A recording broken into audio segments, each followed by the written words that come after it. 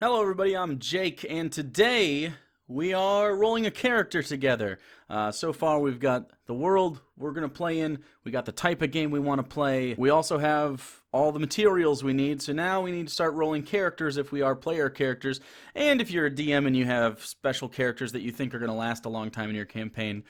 You can do stat blocks or you can roll characters. I like to roll them just because it makes it more personal, and kind of the process of rolling a character gets me to know them better as a DM. But this is for beginner players, so more typical, easier, not usually heavy magic casting characters, because the magic system is what bogs down new players most, in my opinion.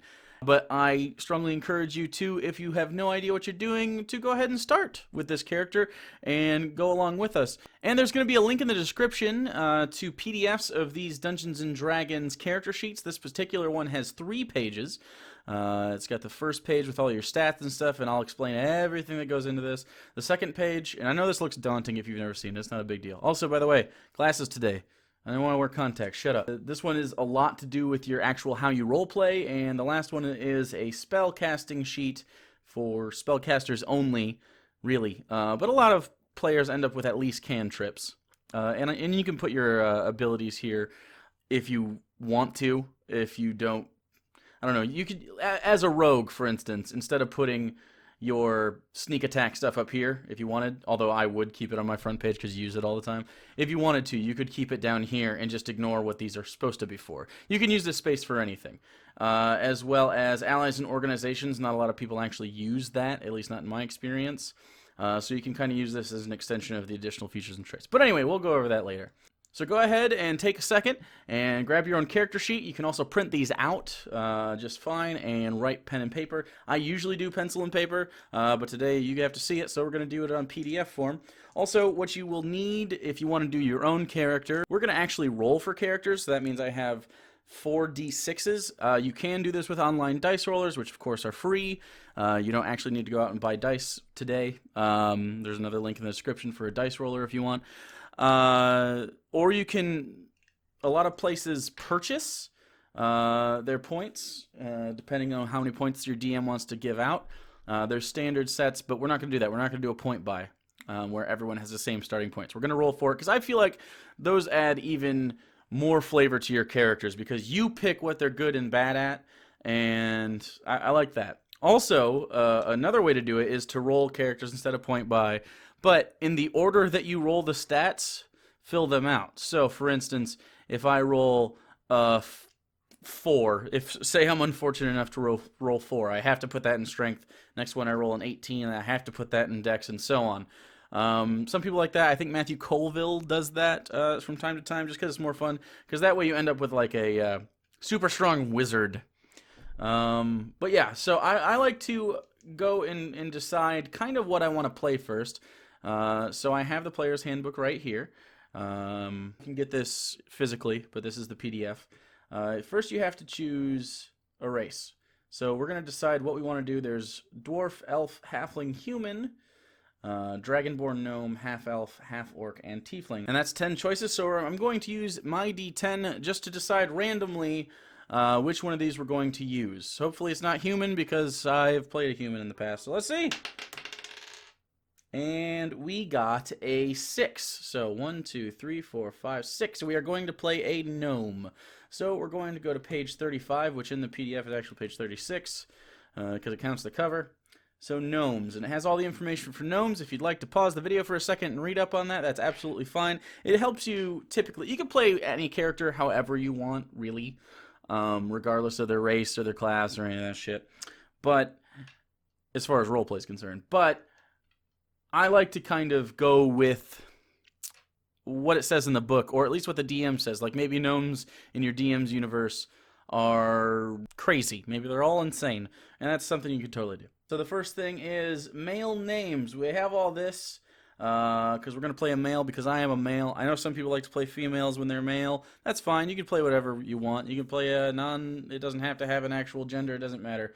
They often come with a nickname. So what I'm going to do actually, though, is because I like Fantasy Name Generator as a tool, I'm going to go ahead and open Fantasy Name Generator, go to Fantasy Names, and let's go ahead and go to Gnome Names, which are going to be down here. So gnome names. And then it's just going to randomly give us, we have male, neutral, or female. Of course, there's ads. If you guys are really interested in Virgin Mobile, Fantasy Name Generator has got you. So let's go ahead and click 1, 2, 3 times, and then these are our selections. I believe there are 10 of these. So I'm going to roll another d10 just to decide which name we're going to go with. This is our first name. We're going to pick number 3, so that is Jevip. We're going to go with Jevip. Jevip, and let's see if we see, let's go to the Players Handbook for a last name. You don't have to have a last name, it doesn't really matter, but let's go with Dargel, or whatever this is. So Jevip Dargel, he's going to be a level 1 something, we don't know yet. He is a gnome. His alignment, we can, let's go ahead, let's just do neutral, chaotic neutral. Because this is a beginner character, you're gonna want to do a lot of different things. For a beginner, I strongly suggest chaotic neutral, because sometimes you're gonna want to steal shit, and sometimes you're gonna want to save people or kill people or whatever. It's totally fine to be chaotic neutral. Some people think that's a cop-out. Personally, I think it's fun as shit. And a lot of people are actually chaotic neutral. Han Solo is kind of, he starts chaotic neutral and moves towards chaotic good. But, you know, you can be whatever you want, but chaotic neutral gives you a lot of wiggle room, especially if your DM factors in alignment when you make role-playing decisions. Sometimes he or she won't let you do the thing you wanted to do based on their alignment, which is valid. That's not a knock on DMs that do that. I personally ask, would your character do this, if I think it might be out of character. And if you can justify it to me, you can justify it to your own character, that's fine. You can absolutely do that. And some people give extra experience points for role-playing, which I do. So role-playing to your alignment. Some people use other methods. It doesn't matter. You're a beginner. Don't worry about it. Player name, that's me. Experience points, right now you have 0 when you start at level 1, which we are starting out. Some places might start you at level 2, 3, 4, 5, doesn't matter. And our background, that'll be later. We have to decide like where we came from. I know just off the bat that all level 1 characters have a +2 proficiency.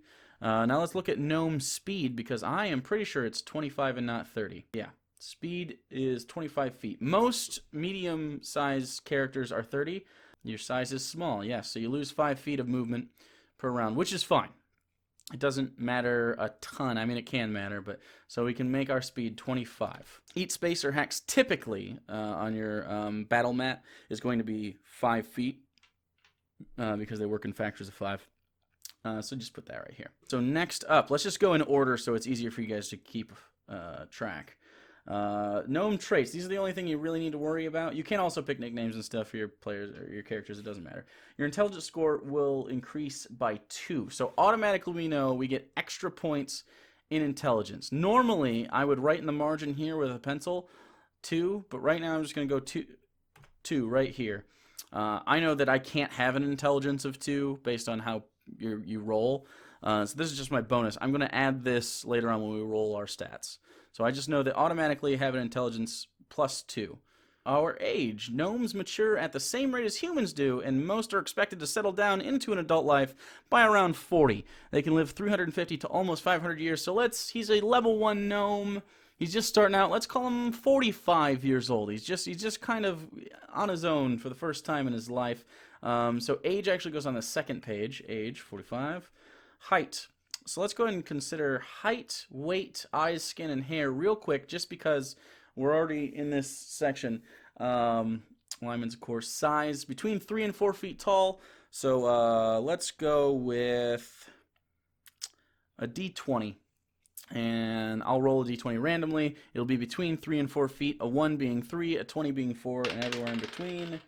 So we got a 2, so we'll be 3'1". That sounds good. We'll be 3'1". And maybe because he's not actually 3 feet, he's very, very, boisterous about that last inch he's got. Real proud of that 1 inch over 3 foot. Average weight is about 40 pounds, so again, let's go with 30 pounds being a 1, 50 pounds being a 20. It's about 12, so again, a little bit over average, so let's go with 42 pounds. That actually does affect gameplay, by the way. Some characters or monsters or whatever, if they want to pick you up and throw you or something, or another character wants to pick you up to help you out, it'll take more or less strength to accomplish that feat. So eyes, skin, and hair. Let's go ahead and read what normally they look like. Tan or brown faces are usually adorned with broad smiles beneath their prodigious noses, and their bright eyes shine with excitement. Their fair hair has a tendency to stick out in every direction, as if expressing the gnome's insatiable interest in everything around. So why don't we go with tan? Let's go bright green eyes and, I don't know, dirty blonde hair. So bright green, tan, dirty blonde. And of course, we'll just do Jevup down here. We don't have to have his last name here. We can fill this in later if you want. Your character backstory you can fill in later. All this stuff happens after we get past this point. So right now we're just in races. And notice I haven't rolled the stats for this character yet. I don't want to roll the stats first. I want to find out what I want to be and then roll the stats. That feels more real to me. I feel like if you roll the stats first, it kind of informs you what you should do. I don't like that. You can do that. I disagree with it. Dark vision. Accustomed to life underground, you have superior vision in dark and dim conditions. You can see in dim light within 60 feet of you if it were bright light, and in darkness as if it were dim light. You can't discern color or darkness, only shades of gray. Dark vision is common enough to where me, as a player who's played more than once, I'm just going to write dark vision down on my player sheet. But if you want to keep this, I would write dark vision plus the page number, which is 37. So what we're going to do is over here in features and traits, I'm going to write dark vision.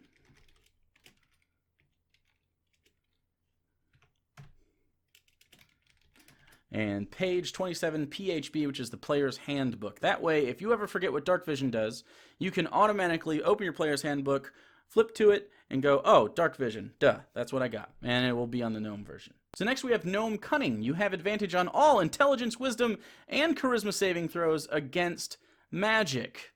Yeah, I don't play gnomes a lot, so I'm actually going to copy and paste all of this. And hopefully that works.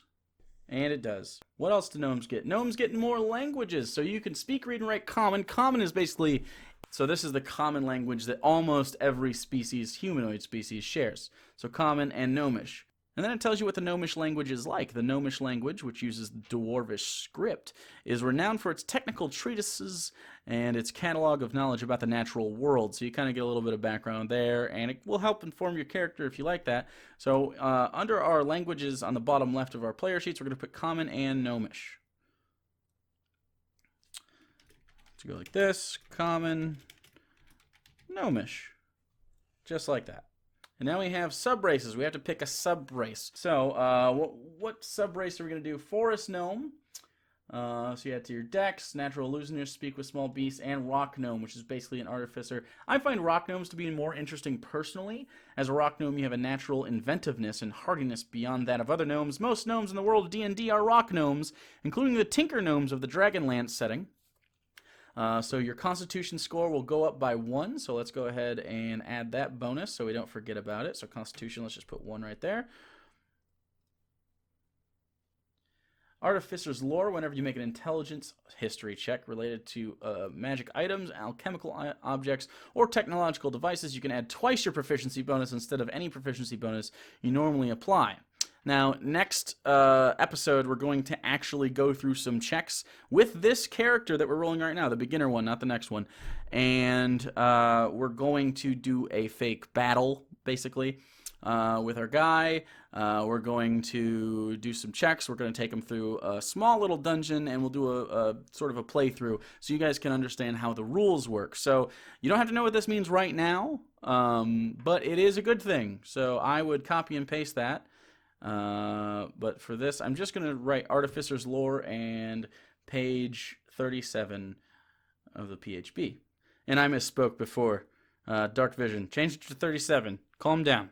I'm sure one of you noticed that and was as upset as I was. So now Tinker, you have proficiency with Artisan's tools, Tinker tools. Using these tools you can spend 1 hour and 10 gold worth of materials to construct a tiny clockwork device, which has an AC of 5, which means it's how hard to hit, and 1 hit point, which means basically if anyone swings at it, they're probably going to kill it and blow it up. The device ceases to function after 24 hours unless you spend 1 hour repairing it to keep the device functioning, or when you use your action to dismantle it, at that time you can reclaim the materials used to create it. You can have up to 3 such devices active at a time. When you create a Tinker device, choose one of the following options, and then it shows you that you can use a clockwork toy, a fire starter, and a music box. Clockwork toy is basically a little wind-up toy that kind of clacks, makes noise. Fire starter, which is basically a lighter, and a music box, which is a music box. So I'm actually going to copy and paste all of this, but I'm not going to put it on the first page. I'm going to put it on the second page. I'm going to put it right here. And I know this takes up a long space, but because this is a PDF, it'll scroll down. So this is technically limitless right here. If this was just on my piece of paper, I'd just write that is page 37 of the Player's Handbook. So you can do it however you want.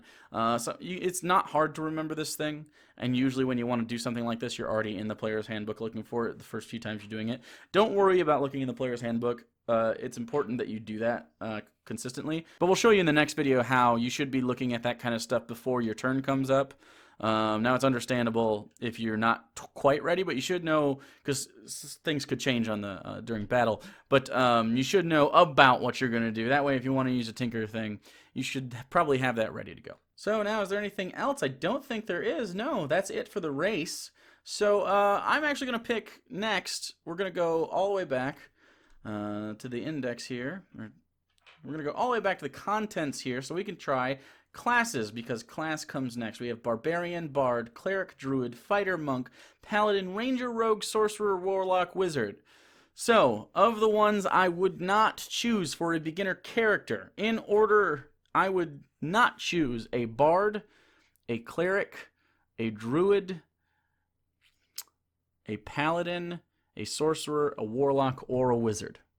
Some of these are easier than others. Like I would consider probably a Cleric isn't terribly hard, but it still has slots, and it still has to prepare things, and we don't want to deal with that right now. So for a beginner, Barbarian, Fighter, Monk. Monk is actually kind of in between, considering how many different things you kind of gotta juggle, especially the dice rolls. But Ranger and Rogue. So that's out of 5. And we'll roll a d6, and we're just going to take away 6s. So that's a 6, so we're going to take it away. So, Barbarian, we're going to do a Fighter. That's actually good. Fighter is probably the most beginner-friendly class, maybe Barbarian. But yeah, we're going to go Fighter. So let's go ahead and go to page 70. So here's a Fighter. It's exactly what you think it is. They're specialists in fighting. They take a lot of punishment, and they give a lot of punishment. That's kind of their thing. They're the tanky tanks. So these are important. This is basically everything you're ever going to get as a fighter. Now, you can multi-class, so you don't have to go 20 levels and only ever be a fighter. You can decide at 5th level or something, which I wouldn't because there's extra attack, but if at 6th level, which makes more sense, if you wanted to multi-class into say, oh, I want to be a fighter, but I also want to be a barbarian. I want to add rage to my set. You can absolutely do that as long as you fall into the prerequisites, but we're not going to worry about that now. So we're going to go straight to a quick build to look at what we should put our stats into. We're not going to actually quick build it. We're just going to look at what. It says first make strength or dexterity your highest ability score, depending on whether you want to focus on melee weapons or archery or finesse weapons. So melee weapons typically take strength, typically. Lighter weapons take dexterity, like daggers and stuff. And then all ranged weapons use dexterity. So we got to decide there.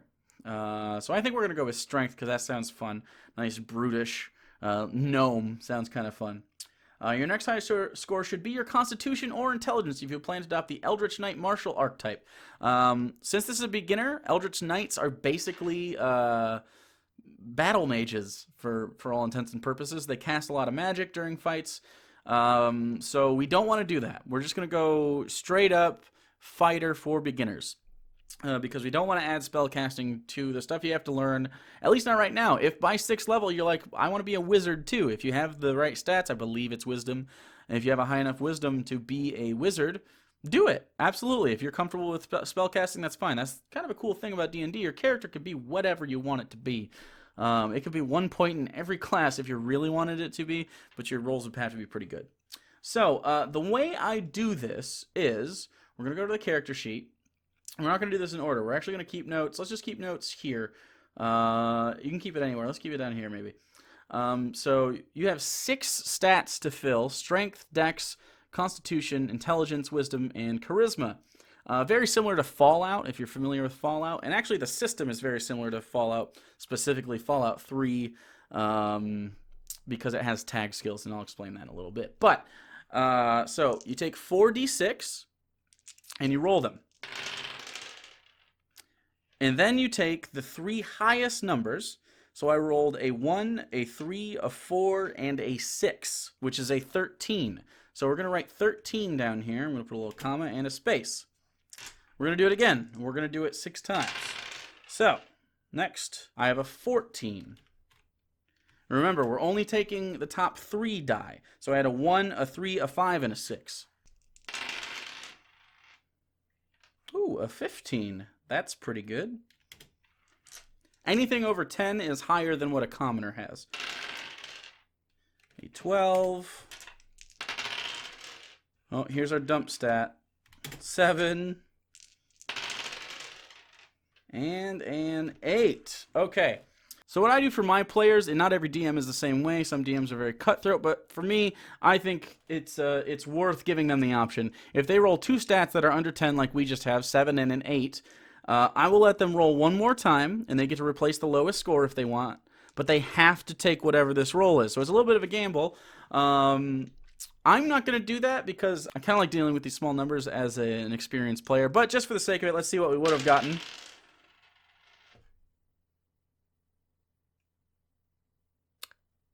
I rolled a 17. Okay, we're not going to use it, though. Let's take it by our guns. It's fine. So, now we have to decide where we want to allocate these points. Now, as an experienced player, I kind of already know what I'm going to do. It makes a lot of sense to me to roll the 13 into Constitution, making it a 14. And because it's a 14, I get a +2 bonus to Constitution. Now you're saying to me, Jake, why do you get a +2 bonus? Well, I'll tell you. A 10 is a base score. There are no bonuses allocated to a 10. Let's say we had a 10 in strength. It would be a +0. A +11 is still a +0, but once you get to a 12, it's +1. So every 2 points in a stat, you get 1 more point into your bonus. Because Constitution started with a bonus of 1, I could put the 14 in there and get the 15, but it would still only be a +2 bonus. So I'm kind of wasting that stat point.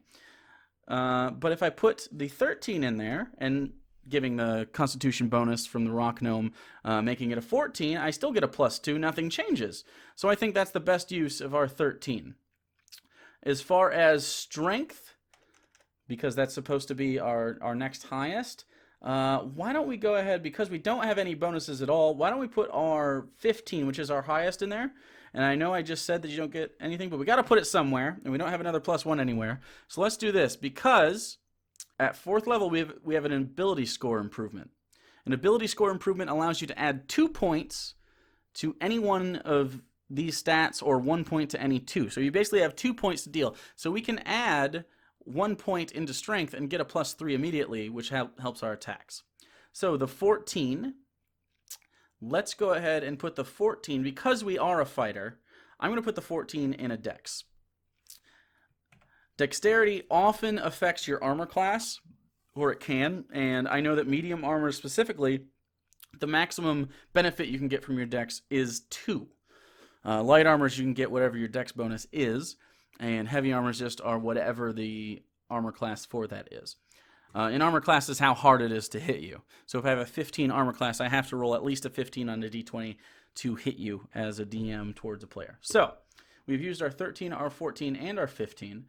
Let's go ahead and let's take one of these dump stats.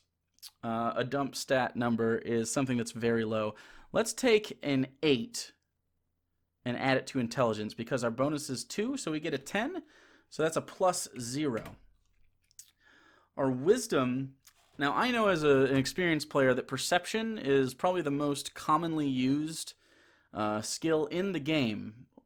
And as such, I'm going to put my 12, my last good number, in my wisdom so I can make perception checks. And also, it's not just that, it's also survival. You also have medicine, you also have insight. And kind of we're making a character while we apply these. So now his charisma is 7. And because he has a 7, he actually has a -2 in charisma. So what we're going to do is just dump it right in the charisma and put -2 here, not -1. And we know that he's not a very chummy guy. Going against the nature of gnomes, maybe he's seen some shit, who knows? He's a fighter and a gnome, which is not typically the case. So maybe he has some dark background. Who knows? That's what we're going to find out next, though. So let's continue with the fighter. And let's look down at class features. We have a hit dice, so 1d10 per fighter level. So we're going to go back over to our character sheet and add 1d10 to the hit dice. And now we can decide our current hit points at level 1. So your hit points are your maximum possible hit dice, which is what you would roll when leveling up and during short rests to either gain permanent hit points or gain healed hit points, respectively. So you gain the maximum hit points from your hit dice, which is 10 plus your Constitution modifier. So we start out with 12 hit points, which is pretty good for a level 1 character. So proficiencies, we have all armors and shields we are proficient in. So under here, we're going to go armor, all, shields. So we can wear any type of armor we want, depending on the job we want to accomplish. Tools, we are not proficient in any tools, so I'm still going to write that because most of the characters I play are proficient in some sort of tool. We may get something like that from our background, but we'll do that in a little bit. So I'm just going to write NA for now. I don't know what our background is going to be, and typically they come with a tool proficiency, but I could be wrong. And then saving throws, we have strength and constitution. So this is kind of something that will be a little familiar to Fallout 3 players specifically. This is basically a tag skill, only these are for your core stats, your saving throws specifically. So strength and constitution. What that means is we get to add our proficiency bonus to rolls where it says, hey, make a strength save. Maybe someone's grappling you in battle. Make a strength save. You get to add your proficiency bonus to the roll along with your modifier. So we can finally put some of these numbers down real quick because we know that we're not going to get any more of these, or I know I'm not going to get any more of these as an experienced player. But so strength is +2 normally, but we got to use our proficiency, so +2 again. So a strength save has +4 at level 1. So that means when I roll a d20, whatever I roll on this, I add 4 to the roll. Now, dexterity is not filled in, and it's not proficient, so we don't add a proficiency modifier to that. So it is +2 due to our 14 overall dex, so that's a +2 to dexterity. Now, constitution is also a +2, but we are proficient in it, so we get another +2, it's a +4, and so on.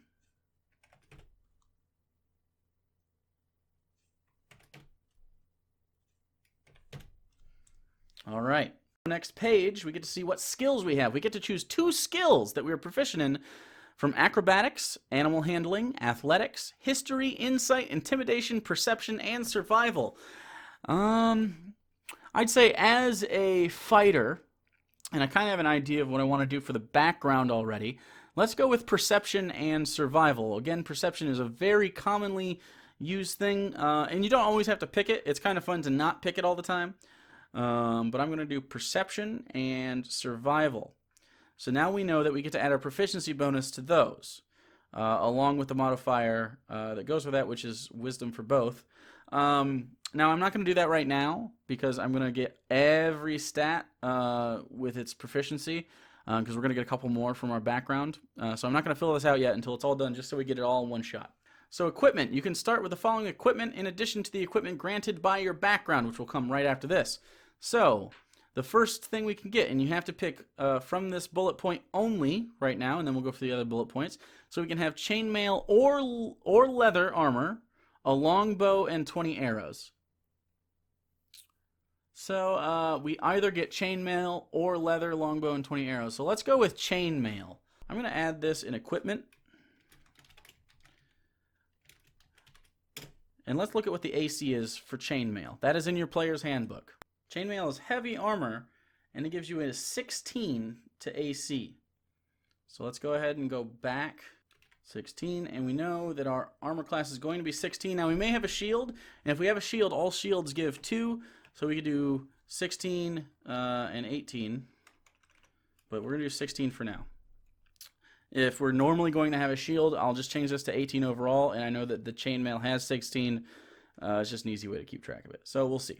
So we can choose a martial weapon and a shield, or 2 martial weapons. So now we can either dual wield or have one weapon that's a martial weapon, which is better than a standard simple weapon. And we can have a shield. I believe weapons, simple weapons, and martial weapons. I forgot to put that down. So let's go ahead and go back to weapons.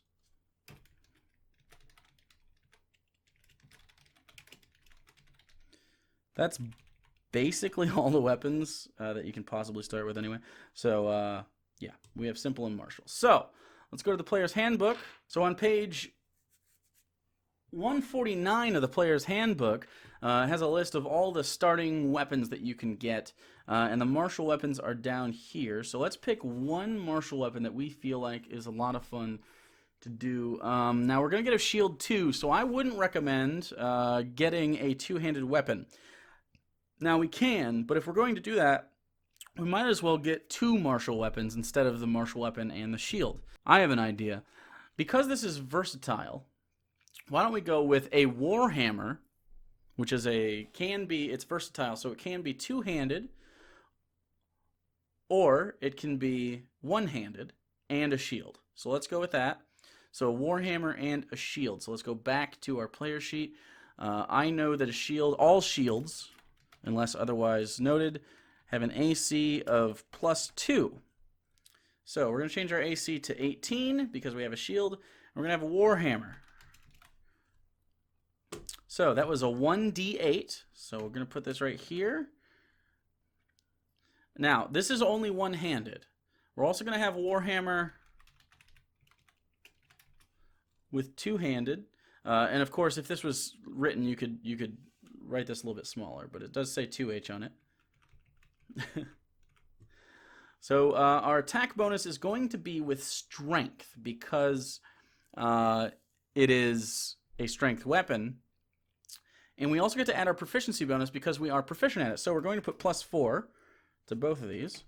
And that means that when we roll a d20 to attack, we get to add 4 points to the total, whatever it is. So it's 1d8 +2 because our strength is +2. You do not add your proficiency to damage because your skill, your strength, your dex or whatever, that is how hard you hit. And your proficiency is how well you are, how good you are at hitting, if that makes sense, how accurate you are hitting. So and this is going to be 1d10 +2. And that's if we want to drop our shield, which lowers our AC but adds a possible 2 more points to damage. Now, as a fighter, I am typically going to be front line and probably dealing with more than one enemy at a time, so I would like my armor class to be a little bit higher, personally. And 18 at level 1 is really strong. So back to the Player's Handbook, we're going to also be able to pick a light crossbow and 20 bolts or 2 hand axes. I like the idea that we also have the ability to pull out a crossbow from time to time if we need range. So let's get a light crossbow and 20 bolts. Light crossbow does 1d8 piercing. And the range is going to be 80 to 320. We're not going to write that down right now. your dungeon master will ask you what the range is from time to time. If you don't know, because over time you just kind of get it, you kind of remember. Basically, within 80 feet for a light crossbow, you can just roll an attack as normal, unless you're right up next to him. If you're right up next to somebody with a ranged attack within 5 feet, that is, you actually get disadvantage. But up to 320 feet, but over 80, you can roll an attack, but with disadvantage, but you can't go over 320 feet with a light crossbow. So, a light crossbow is going to be 1d8 piercing. And we know, because it's a ranged light crossbow, because it's ranged, it uses Dex, and we are proficient in it, so +4 to hit. 1d8 plus 2, because we don't add our proficiency bonus, we only add our Dex to the damage.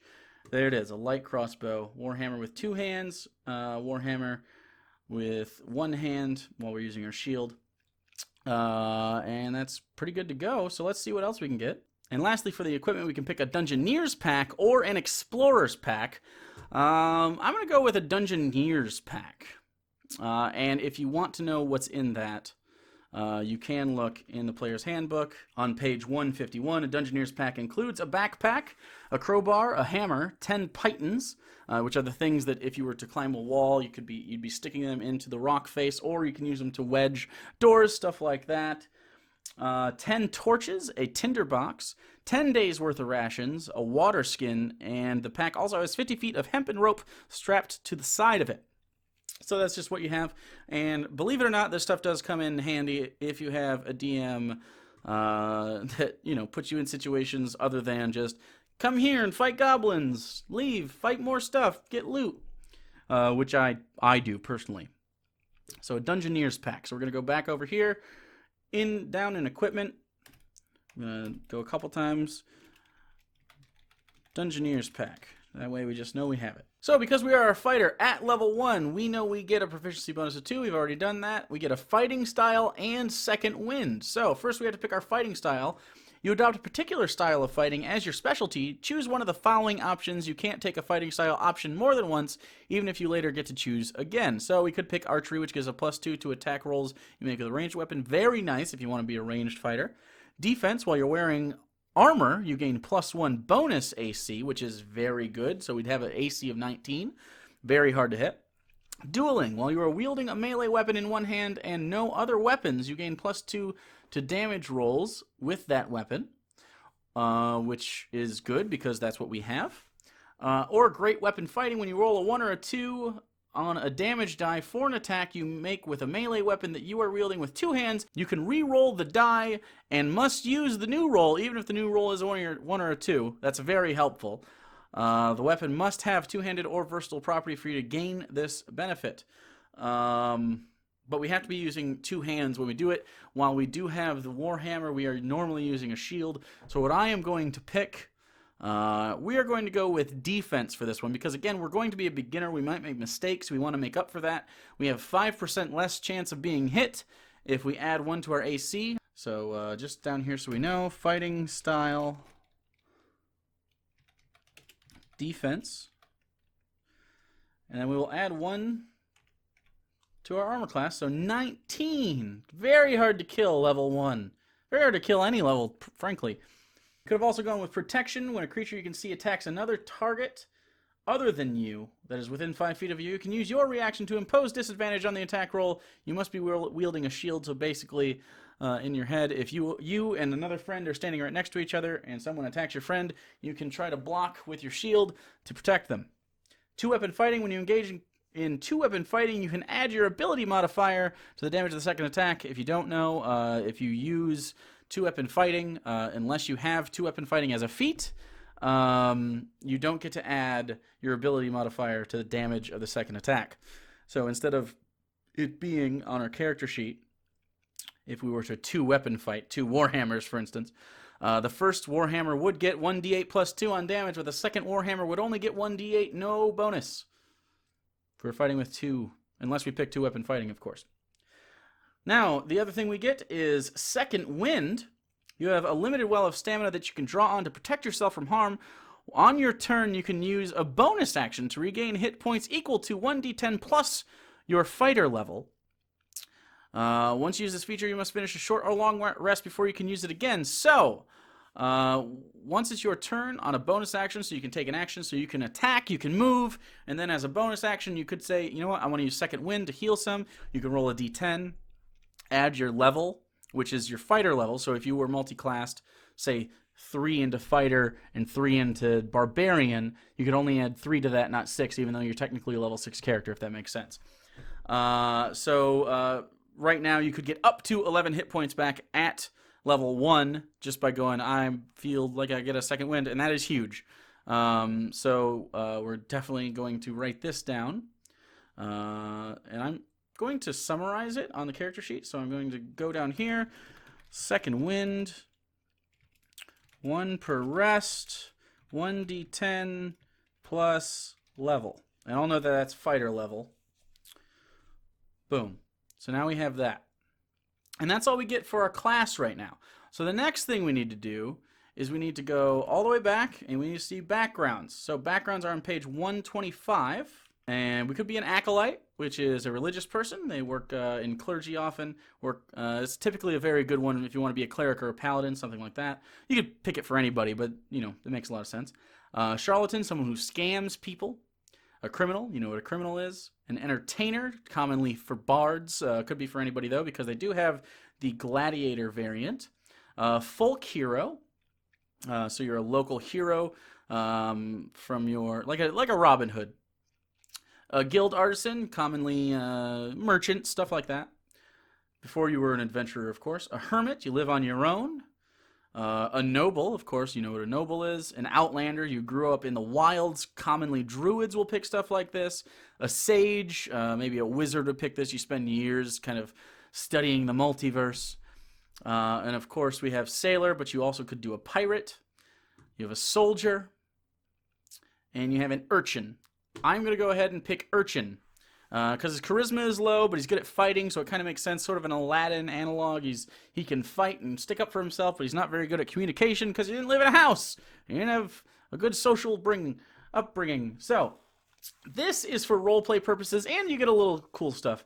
So, you grew up on the streets alone, orphaned and poor. You had no one to watch over you or provide for you, so you learned to provide for yourself. You fought fiercely over food and kept a constant watch out for other desperate souls who might steal from you. You slept on rooftops and in alleyways, exposed to the elements, and endured sickness without the advantage of medicine or a place to recuperate. You survived despite all odds, and you did so through cunning, strength, speed, or some combination of each. You begin your adventuring career with enough money to live modestly but securely for at least 10 days. How did you come by that money? What allowed you to break free from your desperate circumstances and embark on a better life? So these are giving you sort of hooks to kind of decide what kind of character you are. So, skill proficiencies. We get sleight of hand and stealth. So let's go over here. Sleight of hand and stealth are both added proficiency. Now, we do have heavy armor, and it's important to note that when you have heavy armor, you have disadvantage on stealth rolls, which means when you want to roll stealth, if your DM says, okay, go ahead and roll stealth to be sneaky, you have to roll this twice, this d20 twice, and take the lowest number, and then add your modifiers to it. So there's a little bit of a trade-off to use heavy armor. Can't be as sneaky as you want, but we get our proficiency bonus, and we get to add Dex to that, because it's a Dex skill, so it's a +4. So let's just say, for the sake of things, let's just go ahead and roll a d20 twice and see what we would get. The first one's a 3, and the second one's a 15, so we have disadvantage. We have to take the 3, but we get to add 4. So 4, 5, 6, 7. We have a 7 to our stealth. That's probably not going to do it for most situations, but you never know. So that's kind of what that's for. A stealth, again, because it's Dex, we get to add +4, survival. So let's go ahead and fill in these numbers now because we already know, without anything else, these are going to be the maximum amount of tag skills we have.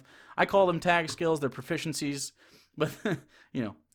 So the first thing, we're just going to go down the line because we have our strength right here. So let's go ahead and find strength, which I know to be athletics. And that's +2. And there's no other strength skills. So let's go next to Dex. There are a lot of Dex skills. So we have acrobatics, which is +2. We have sleight of hand. We already did that. We already did stealth. So those are all of our Dex. So Constitution is only Constitution. We've already done that. Intelligence is +0. So +0 for that. +0 for history. +0 for investigation. +0 for nature. +0 for religion. I would argue religion is more of a wisdom than an intelligence thing. But you know. Wisdom. We have a +1 in wisdom. So animal handling is +1. We have insight +1. Medicine is +1. See, I would argue that medicine is an intelligence and religion is a wisdom and swap those two. But that's not my game, so I can't do it. Wisdom. So we have a proficiency in perception, so we get to add our proficiency bonus to it. So it's a +3 instead of a +1. And survival, same thing. So we get to +3. So lastly is charisma, -2 to deception. -2 to intimidation, which, you know, is a little not intuitive, but he just doesn't speak good. He ain't speak very good, so it doesn't sound very threatening or persuasive, and he's not good at acting, you know. So there we are. We have all of our skills. We know everything. So anytime we need to roll, say for instance, I want to roll to intimidate somebody. I roll a d20. That is a natural 20. So I would probably get it just because natural 20 is usually a critical success. But if the DC was, for some reason, it was over 20 or 20, I would have to add my intimidation, which is -2, and I would only have an 18, actually. And so that's kind of up to the DM. I personally would not let them succeed that. Even though it was a critical success, that only kind of works for hits for me. Now we have to go back to the background. Let's see what else we got. Urchins also get tool proficiencies. They have proficiencies in disguise kits and thieves tools. So let's go ahead and make sure we go over here. So instead of this NA, disguise kit, thieves tools. You don't get those, but you do have proficiency in them, so you could buy them. So for equipment, I'm just going to copy and paste this. We have a small knife, a map of the city you grew up in, a pet mouse, which is cool, a token to remember your parents by, a set of common clothes, and a belt pouch containing 10. So let's go ahead and go to here, and then just copy and paste. So boom. Let's go to here. Let's go in equipment for now.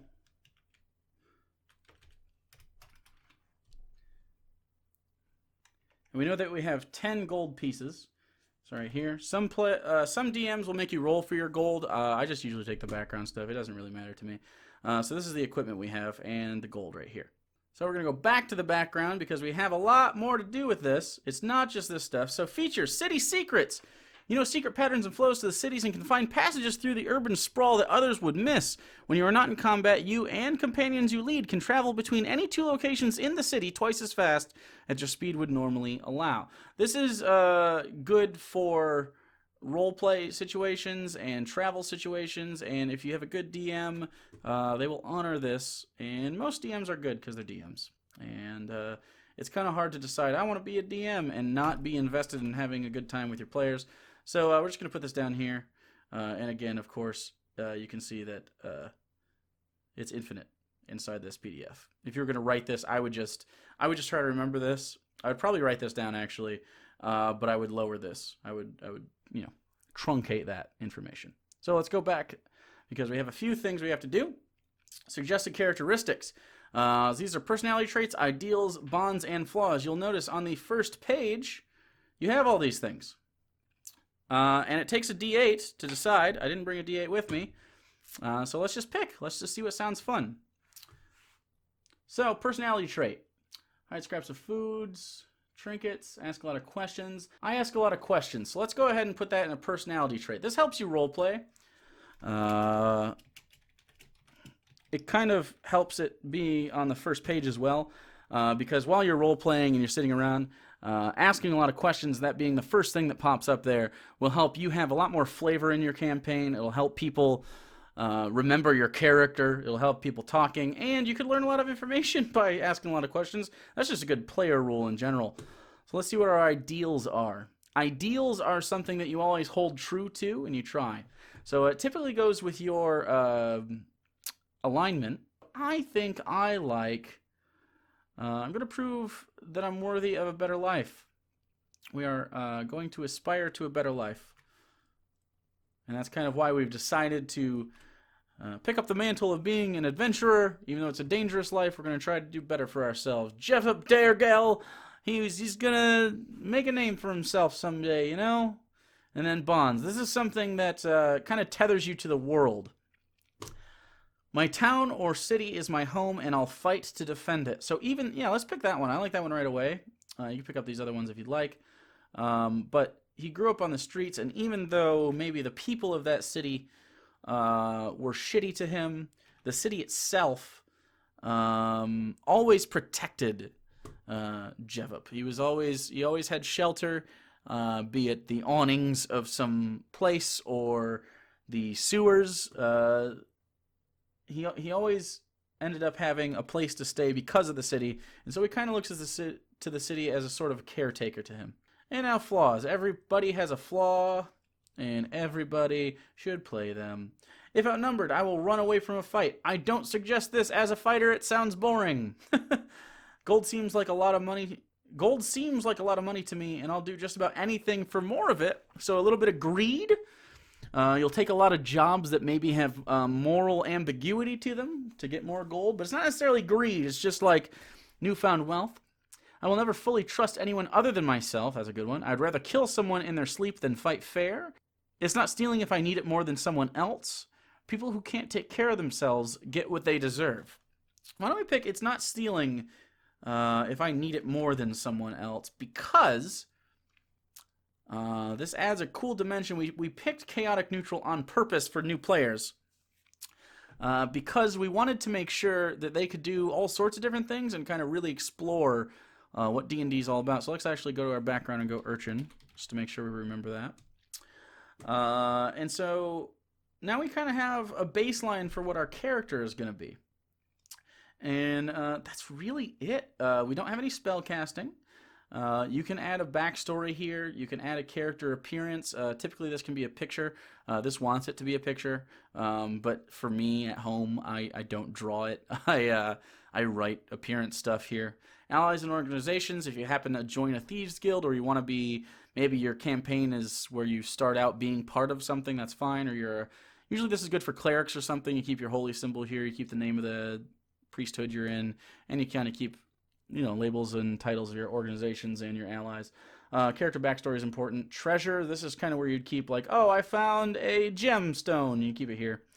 But yeah, so that's it. I'm going to post this in the Discord, the official Hugo and Jake Discord. Link in the description. And it's going to be down in the tabletop section. And so you can use this if you want. You can go ahead and copy and paste it if you'd like. And that's it. So now we've made Jevup Dargel. Next time we're going to go ahead and play test, and we're going to take Jevup on a sort of, we're going to take him on a short jaunt through a dungeon that'll have, we'll have to open a door, we'll have to fight some stuff, we'll have to, deal with some traps, we'll open some treasure, we'll get some loot, and I'm going to put him right below level 2 so we can level up to level 2 and show you how that's done. And so that'll be the next 2 videos. So thank you for watching. I hope you liked it. We're going to do this again pretty soon, either next week or later this week. Also, Hugo wanted to talk about the campaign I'm currently running for him and a couple more of our friends and our girlfriends, and it's a lot of fun. We just had a really cool moment. We had a whole session where there was no combat at all. It can be done, and it was a lot of fun. And I don't know, they didn't really notice because they were rolling dice a lot of the time. So yeah, I'd like to talk about that. Looking forward to it. Really looking forward to playing Jevup up here. I'm gonna have a Roll20 map made up for it and everything. We're gonna have a lot of fun doing that. Eventually, maybe we'll do some sort of live thing. But for now, we're just gonna kind of do it like this. So yeah, again. Please like, subscribe, comment down below. Let me know what you think. Let me know and tweet what your character sheets were like. Definitely join the official Discord down below. I'm always in the tabletop section talking to people. It's a lot of fun over there, so if you are a fan of this show or any of the other channels we do, go ahead and go down, do it up. You can download JevUp. If you are brand new, you can absolutely steal this and use it yourself. Totally fine. Have a lot of fun. And so anyways, I'll see you in the next video for Dungeons & Dragons.